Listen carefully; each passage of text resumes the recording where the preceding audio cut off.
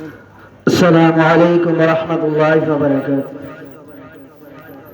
الحمد لله الحمد لله وكفى وسلام على عباده الذين اصطفى. أما بعد فقد قال الله تعالى في كلامه المجيد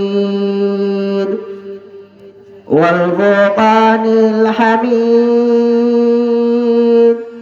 أعوذ بالله من الشيطان الرجيم. بسم الله الرحمن الرحيم. قل يا عبادي الذين أسرفوا على أنفسهم لا تقنطوا من رحمة الله إن الله يغفر الذنوب جميعا إنه هو الغفور الرحيم. قال النبي صلى الله عليه وسلم أخلص دينك يكفيك العمل القليل أو كما قال عليه الصلاة والسلام. اللهم صل على محمد وعلى آل محمد كما صليت على إبراهيم وعلى آل إبراهيم إنك حميد مجيد. اللهم بارك على محمد وعلى آل محمد كما باركت على إبراهيم وعلى آل إبراهيم إنك حميد مجيد. Monitor সাউন্ডকে বাড়াই দাও বাবু, sounder থাকলে বাড়াই দাও মনিটরে। بلغ العلا بكماله كشف الدجى بجماله حسنت جميع خصاله صلوا عليه وآله. यही हमको मुसाफिर है कब्र आखिर ठिकाना कोई आगे रवाना है कोई पीछे रवाना. बलगल उला बिकमालिही कशफत दुजा बिजमालिही हसनत जमीउ खिसालिही सल्लु अलैहि व आलिही. दिल में तमन्ना जियारत मदीना नहीं तो मेरे पास सफर की समाना. ला इलाहा इल्लल्लाह ला इलाहा इल्लल्लाह. আল্লাহ কেমনে যাব মদিনা আল্লাহ পকেটে নাই সামানা. কেমনে যাব মদিনা আল্লাহ পকেটে নাই সামানা. দয়াল আল্লাহ দয়া করো নিয়ে যাও না মদিনা. লা ইলাহা ইল্লাল্লাহ লা ইলাহা ইল্লাল্লাহ লা ইলাহা ইল্লাল্লাহ মুহাম্মাদুর রাসূলুল্লাহ. আলহামদুলিল্লাহ, ঐতিহ্যবাহী করিমপুর ফরাজি বাড়ি সমাজের উদ্যোগে আজকের এই আয়োজিত ইসলামী মহাসম্মেলন, আজকের ইসলামী মহাসম্মেলনের সম্মানিত সভাপতি, প্রধান অতিথি, প্রধান আলোচক সকলে ইনশাআল্লাহ উপস্থিত হবেন। আমি আপনাদের মাঝে পবিত্র কোরআনের একটি আয়াত তেলাওয়াত করেছি। নবী করিম সাল্লাল্লাহু আলাইহি ওয়াসাল্লামের অসংখ্য হাদিস থেকে একখানা হাদিস পাঠ করেছি।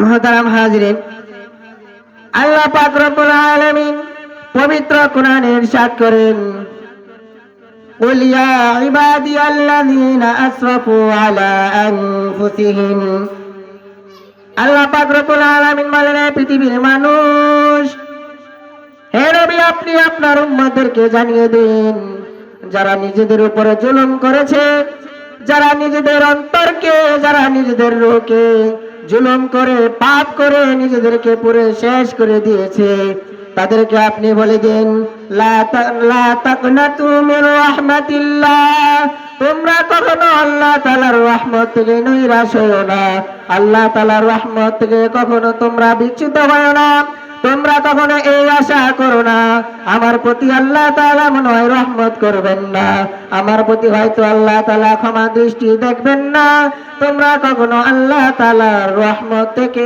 নৈরাশ হয়ো না। ইন্নাল্লাহা ইয়াগফিরুয যুনুবা জামিআ, আল্লাহ তাআলা সব গুনাহ মাফ করে দিবেন। ইন্নাহু হুয়াল গফুরুর রহিম, আল্লাহ তাআলা ক্ষমাশীল, আল্লাহ তাআলা দয়াশীল। অনেকে আমরা মনে করি আমি যেই পরিমাণে পাপ করেছি, আমি যেই পরিমাণে গুনাহ করেছি, দিনের আলোতে রাতের অন্ধকারে, যৌবনের তাড়নায়, যুবক অবস্থায়, বৃদ্ধ অবস্থায়, দেখিয়া না দেখিয়া, শুনিয়া না দেখিয়া, অনেকেই মনে করতে পারে না হয়তো আমাকে আল্লাহ তাআলা ক্ষমা করবেন না। ওই সমস্ত ব্যক্তিদেরকে, ওই সমস্ত লোকদেরকে আল্লাহ তাআলা বলেন, তোমরা কখনো আল্লাহ তাআলার রহমত থেকে, আল্লাহ তাআলার দয়া থেকে, আল্লাহ তাআলার ক্ষমা থেকে নৈরাশ হয়ো না।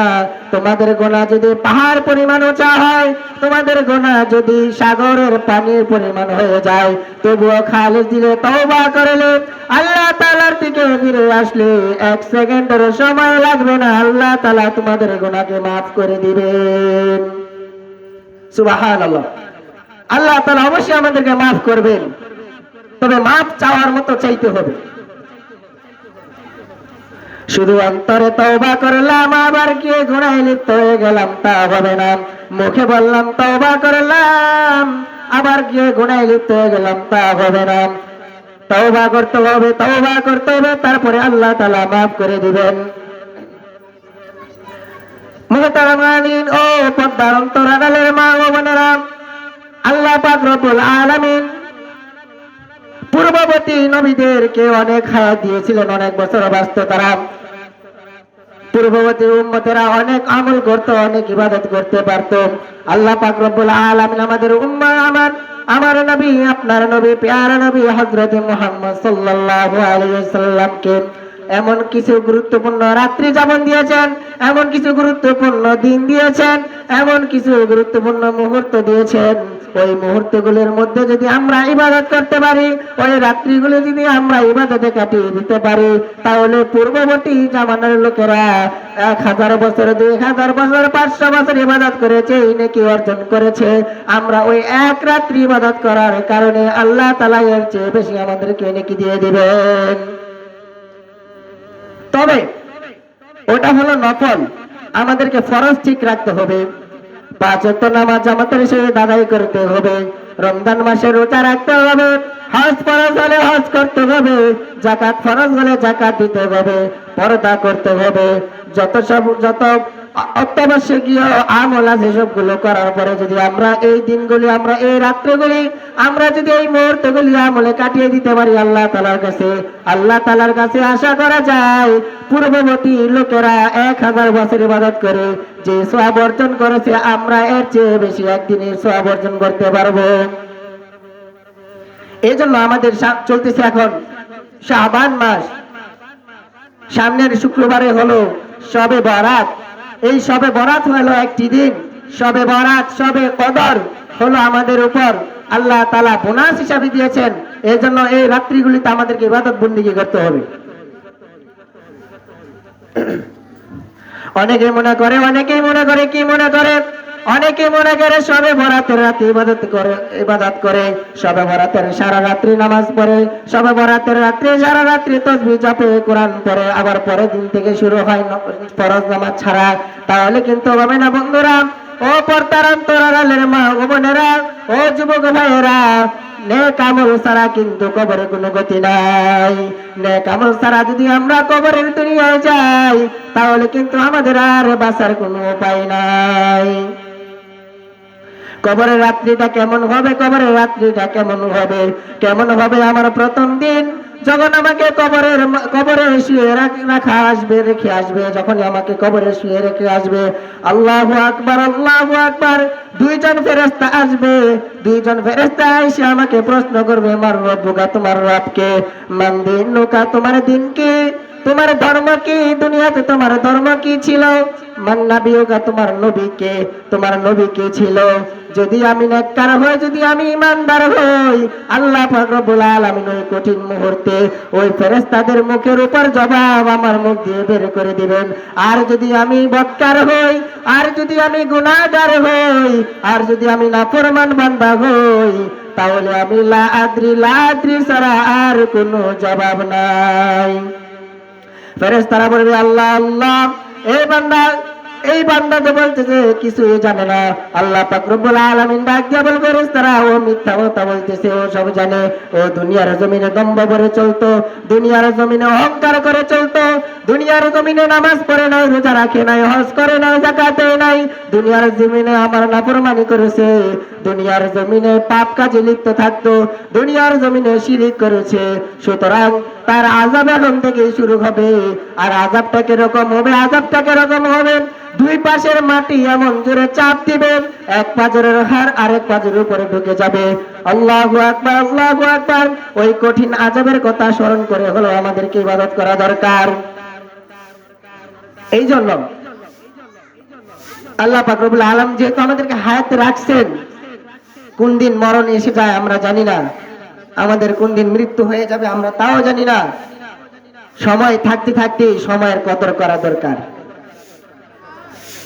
দাঁত থাকতে যদি দাঁতের কদর না বুঝি, দাঁত হারিয়ে গেলে বুঝবো আমরা দাঁতের কি মর্ম। হাত থাকতে যদি হাতের কদর না করি, তাহলে আমরা বুঝবো হাত কতটা দামি। যদি জীবন থাকতে নেক আমল না করি, যদি জীবন থাকে নিজের ঈমান আর আমলকে ঠিক না করি, যদি জীবন থাকতে নিজের ঈমান আর আমলকে ঠিক না করি, তাহলে কবরের দেশে গিয়ে আর ঈমান আর আমল ঠিক করার কোনো সুযোগ নাই। কিয়ামতের ময়দানে জাহান্নামীরা বলবে, আল্লাহ আর একটা মাত্র সুযোগ দেন, দুনিয়াতে পাঠান, তোমার ইবাদত ছাড়া আর কোনো কাজ করব না, সারাদিন নামাজ পড়বো, সব সময় রোজা রাখবো। আল্লাহ পাক রব্বুল আলামিন বলবে, না না, তোমাকে সময় দেওয়া হয়েছিল, তোমাকে টাইম দেওয়া হয়েছিল 70 বছর 80 বছর, তুমি সেই সময় করো নাই, অতএব তোমাকে এখন আর কোনো সুযোগ দেওয়া যাবে না, তোমাকে জাহান্নামে নিক্ষেপ করা হবে। নাউজুবিল্লাহ। মুহতারাম হাজিরিন, আমাদের সামনে যে রাত্রি আসতেছে শবে বরাত, এই শবে বরাত সম্পর্কে আমাদের কিছু জানতে হবে, আমাদেরকে প্রস্তুতি গ্রহণ করতে হবে। সামনে রমজান মাস আসতেছে, আমাদেরকে প্রস্তুতি গ্রহণ করতে হবে। রমজানের রোজা ফরজে আইন, এই রোজাগুলো রাখতে হবে। ও পর্দার অন্তরালের মা ও বোনেরা, পুরুষের তুলনায় জান্নাত আপনারা সহজে কামাইতে পারবেন। কিরকম ভাবে আল্লাহ রাসূল সাল্লাল্লাহু আলাইহি ওয়াসাল্লাম হাদিসে বলেন, যদি কোনো মহিলা 4টি কাজ ভালো করে করতে পারে, যদি কোনো মহিলা 4টি কাজ করে, আল্লাহ তাআলা জান্নাতের 8টা দরজা তার জন্য খুলে দিবে। সেই 4টি কাজের মধ্যে হলো, একটা কাজ হলো 5 ওয়াক্ত নামাজ আদায় করা, সময় মতো 5 ওয়াক্ত নামাজ আদায় করা। দ্বিতীয় নম্বর হলো রমজান মাসের রোজা রাখা। তৃতীয় কাজ হলো নিজের ইজ্জতকে হেফাজত করা, নিজের লজ্জাস্থানকে হেফাজত করা, নিজের সতর্কে ডেকে রাখা। 4 নাম্বার হলো স্বামীর খেদমত করা। এই 4টা কাজ যদি কেউ করতে পারে, আমার আল্লাহর নবী মুহাম্মদ আরবি মুস্তাফা সাল্লাল্লাহু আলাইহি সাল্লাম ঘোষণা করেন, আল্লাহ পাক রব্বুল আলামিন জান্নাতের 8টা দরজা খুলে দিবেন। ওই মহিলা যে 8টা দরজার মধ্যে যে কোনো একটা দরজা দিয়ে জান্নাতে প্রবেশ করতে পারে। এই জন্য মা ও বোনেরা, এই 4টা কাজ আমরা ইনশাআল্লাহ করব, এই নিয়ত করি আমরা ইনশাআল্লাহ। জীবন যতদিন এই দুনিয়াতে আছে, এই দুনিয়াতে জীবন যতদিন আছে, ততদিন আমরা এই 4টা কাজ করব ইনশাআল্লাহ। বলতেছিলাম আমাদেরকে এমন কিছু রাত্রি দিয়েছেন, এমন কিছু মুহূর্ত দিয়েছেন। আল্লাহ তাআলা অসংখ্য মানুষকে মাফ করে থাকেন, আল্লাহ তাআলা অসংখ্য মানুষকে মাফ করে থাকেন। তার মধ্যে হলো একটা হলো শবে বরাত, যেটা আমাদের সামনে আসতেছে। এই শবে বরাতে আল্লাহ তাআলা সমস্ত পাপীদেরকে মাফ করে দিবেন যদি তারা খালেস দিলে তওবা করে। কিন্তু দুইটা লোক ছাড়া এই দুই শ্রেণীর মানুষকে আল্লাহ তাআলা কখনো মাফ করবেন না। এই দুই শ্রেণীর মানুষকে আল্লাহ তাআলা শবে বরাত মাফ করবেন না। এই দুই শ্রেণীর মানুষদেরকে আল্লাহ তাআলা কখনো মাফ করবেন না। সেই দুই শ্রেণীর লোক কারা?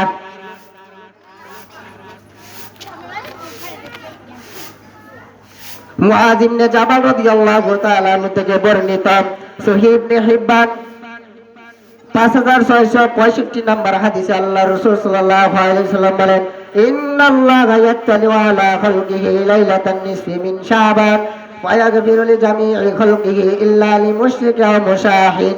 আল্লাহ পাক রব্বুল আলামিন এই রাত্রিতে সমস্ত মানুষদেরকে মাফ করে দিবেন। আল্লাহ পাক রব্বুল আলামিনের দরবারে যদি কোনো মানুষ খালেস দিলে তওবা করে, তওবায়ে নাসুহা করে, আল্লাহ তাআলা অবশ্যই এই বান্দাটাকে মাফ করে দিবেন। কিন্তু দুইটা লোক ছাড়া, দুই শ্রেণীর লোক ছাড়া। ওই দুই শ্রেণীর লোক কারা আমাদেরকে জানতে হবে। আইয়া